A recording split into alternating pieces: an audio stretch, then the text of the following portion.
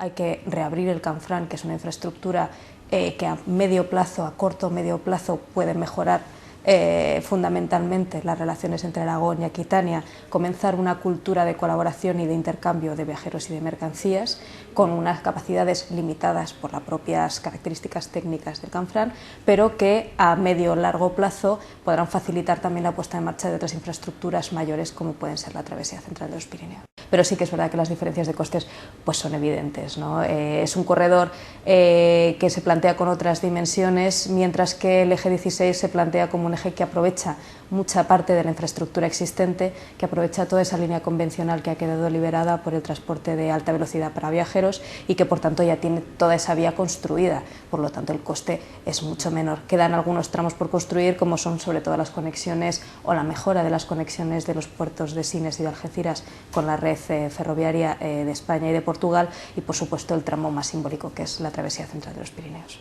Ya solo pensando en la propia construcción de la infraestructura, ¿no?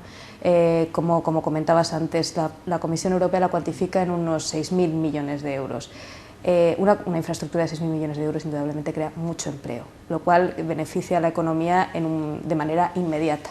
Crea mucho empleo directo, crea mucho empleo indirecto y sigue manteniendo esos empleos en el mantenimiento de esa infraestructura. Esto ya solo en cuanto a la creación del túnel, de la travesía central de los Pirineos, pero es que además un corredor que permite canalizar 40 millones de toneladas al año supone un revulsivo también para las empresas. Supone que cualquier empresa del sudoeste europeo y por supuesto de Aragón puede exportar su mercancía de una manera más barata, más fiable y más rápida, con lo cual pues, sus exportaciones se verán facilitadas, las importaciones en España por supuesto también, y esto indudablemente mejorará la economía.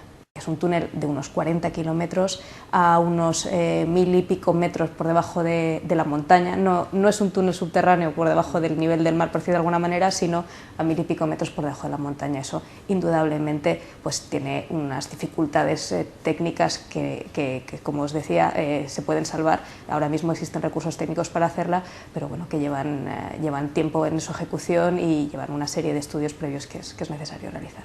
Hay un apoyo claro del Gobierno de España a las dos infraestructuras, al eje 16 y a la travesía central del Pirineo y al corredor mediterráneo, ¿no? Nos tiene que quedar también una cosa muy clara, y es que el eje 16, como su propio nombre indica, es el eje 16 de las redes transeuropeas de transporte. Es decir, es un corredor que ya existe en Europa, que está aprobado por la Comisión Europea y que ya cuenta con ese apoyo de la Unión Europea. Por el contrario, el corredor mediterráneo aspira a ser un corredor prioritario en las redes transeuropeas de transporte. En esta revisión que va a tener lugar a lo largo de este año, quiere estar incluido, cosa que el eje 16 ya está, y es por eso por lo que el ministro menciona expresamente la necesidad de incluir esa infraestructura, porque no está incluida. Pues las fechas son un poco las que van marcando las planificaciones que marcan, valga la redundancia, los propios estados de España y Francia. Es decir, han marcado este 2013 para la terminación de los estudios previos, para pasarlo a una fase de debate público en España y en Francia. Hay que decir que los procesos de debate público en Francia son más largos que en España, para que podamos en 2015 estar en una etapa de anteproyecto y de proyecto ejecutivo, y en un par de años poder empezar la ejecución de las obras. En Francia ya comienza a haber ese compromiso por escrito, que en Francia es muy importante, a favor de esta infraestructura. Pero es que además, gracias a que empieza a haber ese compromiso, vemos cómo la sociedad civil, cómo los agentes socioeconómicos cada vez están más interesados en la travesía central, empiezan a preguntar qué características tiene, cómo llevarlo a cabo, cómo afecta a París, cómo afecta al Gobierno nacional, y en respuesta un poco de esas preguntas fue por la que organizamos ese segundo encuentro internacional.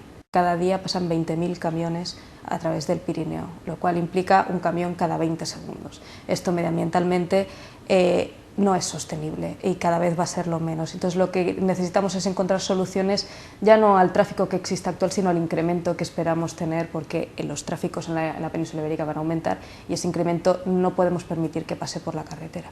En este sentido pues hay estudios que señalan que la puesta en marcha de un corredor ferroviario como el de la travesía central pues podría suponer un ahorro de emisiones de CO2 de hasta 1.200.000 toneladas al año en el conjunto de Europa. Bueno, indudablemente cualquier fondo que pueda mejorar la permeabilidad, las conexiones y la cohesión entre el centro europeo y la periferia, teniendo en cuenta la situación del sudoeste europeo, pues puede tener un beneficio directo o indirecto en la puesta en marcha de esta infraestructura. Nuestro objetivo es trabajar para la mejora de la permeabilidad en los Pirineos por ferrocarril, por carretera, por modo aéreo, un poco la manera que sea, ¿no? Lo que a nosotros nos interesa es que las relaciones entre España y Francia se mejoren, que la permeabilidad del Pirineo se mejore, que el sudoeste europeo esté más cohesionado y más vertebrado, y en ese sentido pues, nuestro proyecto, digamos, más ambicioso es el de la travesía central de los Pirineos. Hay otras experiencias similares en Europa y en el mundo. De hecho, hay ejemplos que están también apoyados por la Unión Europea y están incluidos en la Red Transeuropea de Transportes. Hace poco supimos, nos alegra saber, que se ha terminado de perforar el túnel de San Gotardo, que es un túnel incluso más largo de lo que está previsto para la travesía central de los Pirineos. Es un túnel de 53 kilómetros en el que ya se está trabajando en las instalaciones y está ubicado en Suiza y que indudablemente mejorará mucho el transporte de mercancías en los Alpes. Pues muchísimas experiencias. Primero los contactos con Francia, el empezar a convencer, digamos, a los valles pirenaicos, el ver cómo la gente cada vez estaba más a favor de este proyecto, ver cómo Francia cada vez está más convencida y hemos llegado al gobierno central, pues yo creo que da una riqueza personal y una satisfacción que es muy importante.